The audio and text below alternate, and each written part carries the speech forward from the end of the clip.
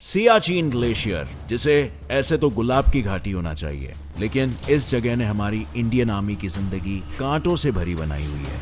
क्योंकि यहाँ पर -70 डिग्री सेल्सियस के टेम्परेचर में अगर किसी ने नहाने की जरूरत की तो वो बेहोश तक हो सकता है। इतना ही नहीं, सियाचिन में अगर खुद को सर्दी से बचाने के लिए किसी सैनिक ने अपने कैंप्स को ज्यादा गर्म किया तो ऊंचाई पे ऑक्सीजन की कमी के चलते उनका कैंप भस्म तक हो सकता है। लेकिन इनकी ये मुश्किलें यहीं खत्म नहीं होती, क्योंकि एक तरफ हम ऐसी जगहों पर अपने पैर तक नहीं उठा सकते, वहीं इन्हें कदम कदम पर अपने कंधों पर 30 से 35 किलो का वजन लेकर 20 से 28 दिन चलना पड़ता है ताकि ये ग्लेशियर की ऊंचाई पर पहुंच सके। और इन सभी कठिनाइयों के बाद जानते हो इन्हें खाने के लिए क्या मिलता है? जमा हुआ अंडा, प्याज, अदरक, जिन्हें ये काटते नहीं बल्कि तोड़ते हैं। वेल फ्रेंड्स, मैं हूं गौरव।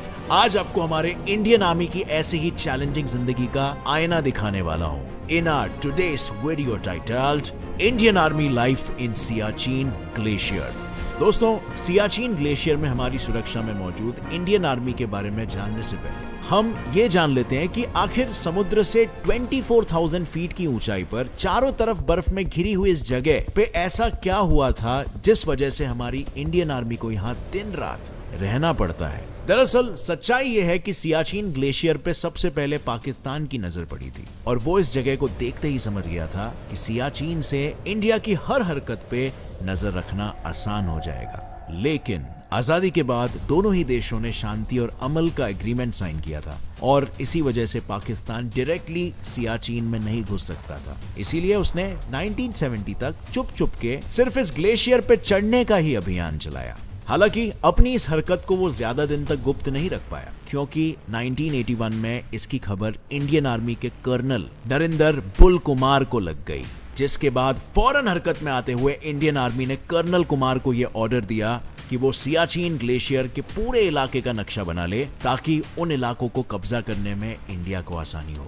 जैसे ही इंडिया की इस हरकत की खबर पाकिस्तान को लगी, उन्होंने फौरन सियाचिन ग्लेशियर को अपने कब्जे में करने के लिए एक मिशन बनाया, जिसके लिए ग्लेशियर्स की चढ़ाई करते वक्त इस्तेमाल होने वाली चीजों का ऑर्डर उन्होंने लंदन की एक कंपनी को दिया जो पहले से ही इंडिया को ऐसी चीजों का सप्लाई करती थी। और आप तो ये जानते ही हो, इंडिया ने हमेशा सबसे पहले अपना भाईचारा बनाए रखा है। बस इसी भाईचारे की वजह से लंदन की उस कंपनी ने इंडिया को इंफॉर्मेशन दी कि सियाचिन पर पाकिस्तान कब्जा करने जा रहा है। और फिर क्या था?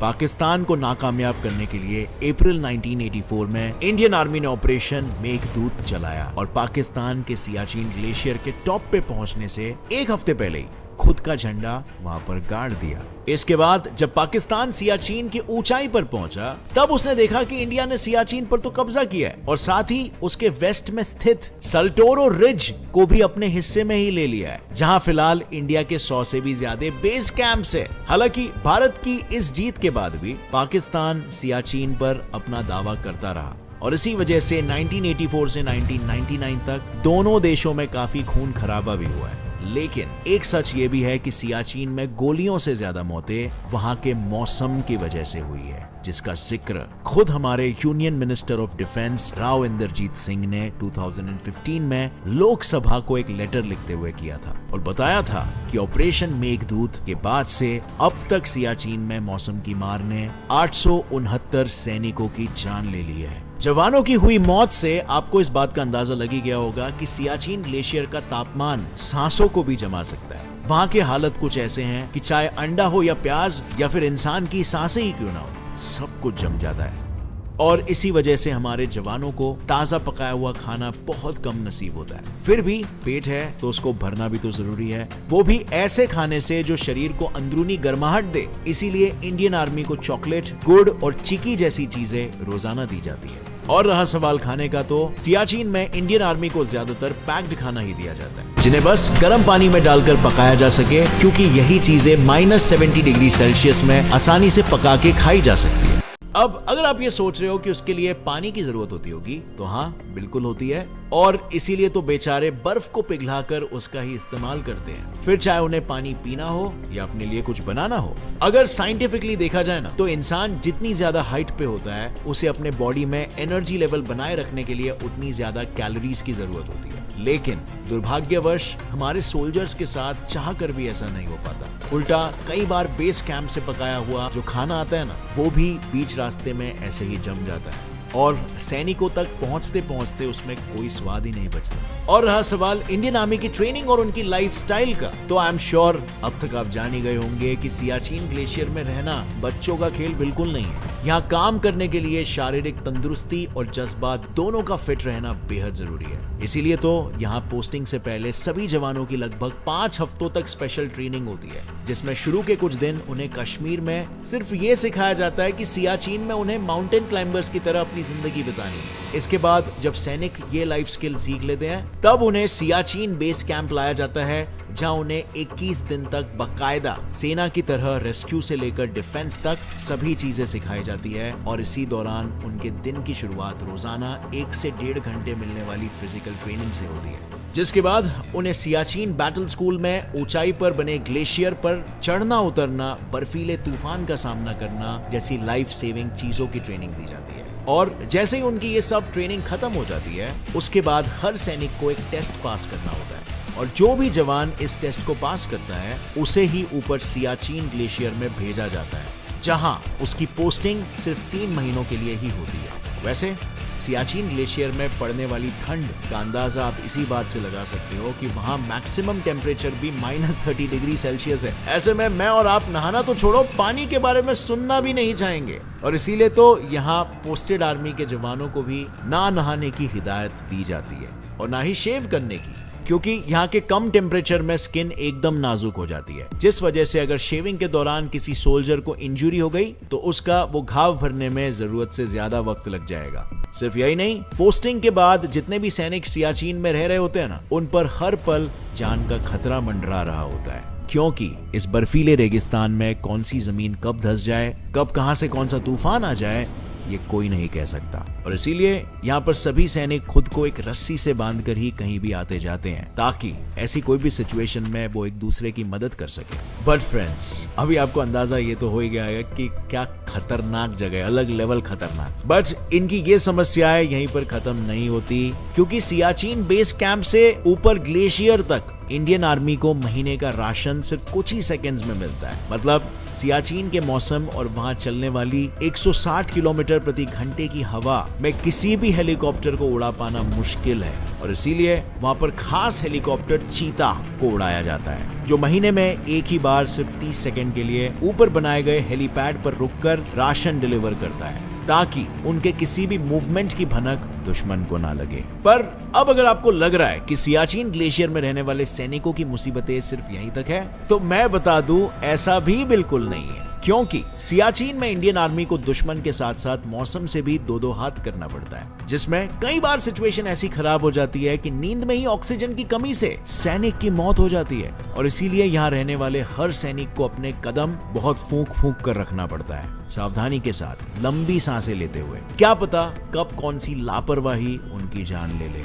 लेकिन ऐसा नहीं है कि यह समस्या सिर्फ सैनिकों तक ही सीमित है, क्योंकि ये सैनिक अपना घर परिवार छोड़कर हमारी हिफाजत के लिए बर्फ के ऐसे रेगिस्तान में रह रहे हैं, जहां उनका मरना भी हमारे लिए किसी श्राप से कम नहीं है। इसीलिए तो इनकी जिम्मेदारी भारत सरकार ने उठा रखी है, और वो रोजाना सियाचिन ग्लेशियर पर मौजूद 3000 से ज्यादा सैनिकों पर 6 करोड़ रुपए खर्च करती है, ताकि उन लोगों तक खाना पीना और जरूरत की सभी चीजों को पहुंचाया जा सके। केवल इतना ही नहीं, इन सैनिकों को बर्फीली हवा और दुश्मनों से सुरक्षित रखने के लिए इंडियन गवर्नमेंट ने इनके लिए 7,500 करोड़ के माउंटेनियरिंग इक्विपमेंट भी खरीदे, जिससे उन्हें पहाड़ चढ़ने उतरने में और दुश्मनों से लड़ने में मदद मिलती है। हालांकि भाई लोग, ये सभी चीजें बस यही सवाल उठाती है कि आखिर क्यों सियाचिन ग्लेशियर इंडिया के लिए इतना जरूरी है, जिस वजह से सरकार ने वहां जानलेवा परिस्थितियों में भी हमारी सेना को तैनात करके रखा है। दरअसल आप लोग तो जानते ही हो, आजादी के बाद से ही इंडिया और पाकिस्तान के बीच दुश्मनी का माहौल रहा है। इसीलिए शांति और अमल बनाए रखने के लिए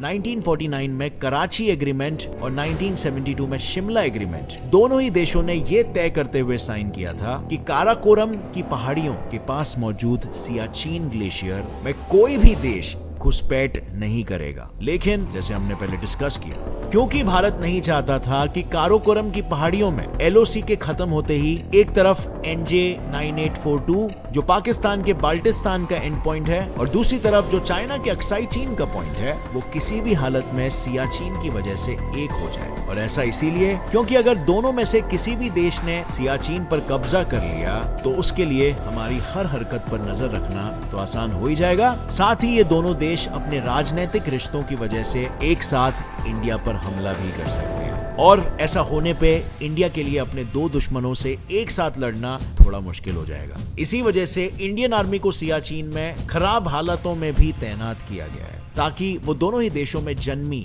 इस दूरी को ऐसे ही बनाए रखे। और साथ ही सियाचिन ठहरा दुनिया का सबसे बड़ा और ऊंचा बैटलफील्ड, जहां से भारत के लिए अपने दोनों पड़ोसी देश की हरकतों पर नजर रखना भी आसान हो जाता है। इन्हीं सब वजहों से हमारी आर्मी को सियाचिन में रूह जमा देने वाली ठंड में भी रहना पड़ता है। किंतु इसमें कोई दो राय नहीं है कि हमारी सरकार सियाचिन में रह रही इंडियन आर्मी के हालात को सुधारने की काफी कोशिशें कर रही है। लेकिन यहाँ जो चीज सबसे ज्यादा जरूरी है ना, वो है हमारे सैनिकों की सुरक्षा। देखा जाए तो इंडिया पाकिस्तान की ये लड़ाई कब खत्म होगी ये तो कोई नहीं जानता, लेकिन क्या ऐसे ही हर बार सियाचिन में रह रहे हमारी सेना के लोगों की जान महज ठंड के वजह से जाती रहेगी? क्या गवर्नमेंट कुछ और नहीं कर सकती ये सबको रोकने के लिए? आपका क्या ख्याल है इस मामले में? मुझे नीचे कमेंट्स में जरूर बताना अगर आपके पास कोई अच्छा आइडिया हो तो। साथ ही अगर आप भी इंडियन आर्मी के इस जज्बे को सलाम करते हो तो इस वीडियो को लाइक करो और अपने सभी फ्रेंड्स के साथ शेयर करो और फैमिली मेंबर्स के साथ भी, ताकि उन्हें भी पता चले सियाचिन ग्लेशियर में इंडियन आर्मी की लाइफ कैसे होती है। और फ्रेंड्स, ऐसे इंटरेस्टिंग और नॉलेजेबल वीडियोस आगे देखते रहने के लिए सब्सक्राइब कर लो इस channel gets it fly fact को और बेल नोटिफिकेशन दबा दो ताकि आगे आने वाली हमारी कोई भी वीडियो को आप मिस ना कर सको। With that said, as always, stay curious, keep learning and keep growing. Jai Hind!